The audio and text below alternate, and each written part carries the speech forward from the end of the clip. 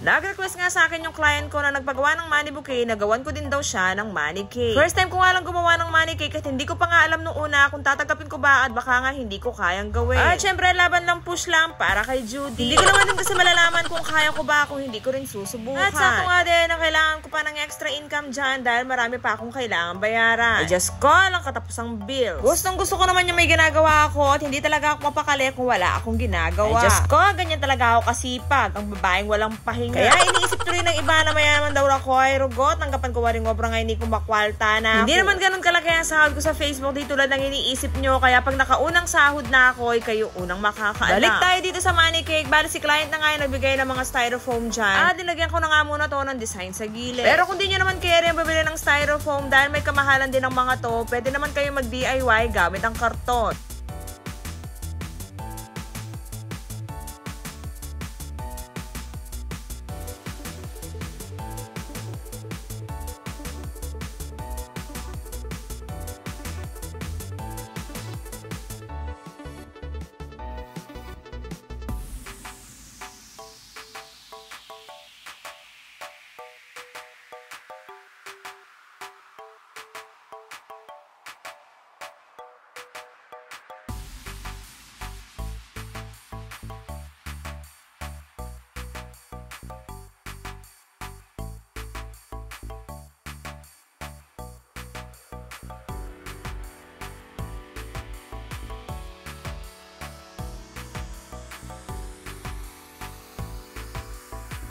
Pagkatapos ko naman ma-plastic ang mga pera dyan, ay pinaikot ko na rin gaya ng pagpapaikot niya sa'yo. Pinalitan ko pa nga ng kulay violet na ribbon ang first layer dito dahil haaluan ko pala to ng tig 100 peso. Noong una nga tig 200 ang usapan namin ni client na ilalagay dito, kaso nga lang hindi magkakasya dahil 3 layers nga to. Kaya sabi ko sa kanya, hahaluan na lang namin to ng tig 100 peso. Ibang klaseng money cake nga ang gagawin ko ngayon at hindi ito yung may hinihilang pera. Pinagpatong-patong ko na nga yung 3 layers dyan at double-sided nga lahat ang ginamit kong pandikit dito. At syempre dapat pantay-pantay yan at enamurgo kabut papatong yung balo mo. Lalagyan nga din daw to ng totoong cake dito sa pinakataas niya. Kaya sa mga nag-iisip ng panregalo dyan, perfect nga din tong panregalo lalo na kung tig 1K ang laman.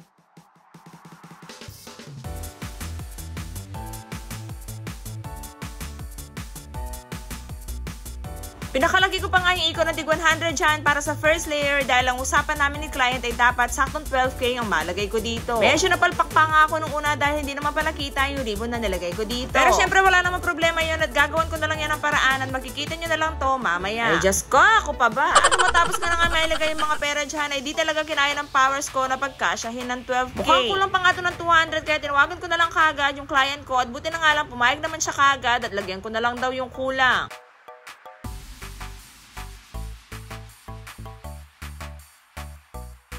At ito na nga yung nagawa kong money cake at salamat po sa mga nanonood ng mga vlogs ko at sana nagustuhan nyo yung video ko kaya hanggang dito na lang muna. See you on my next vlog. Bye!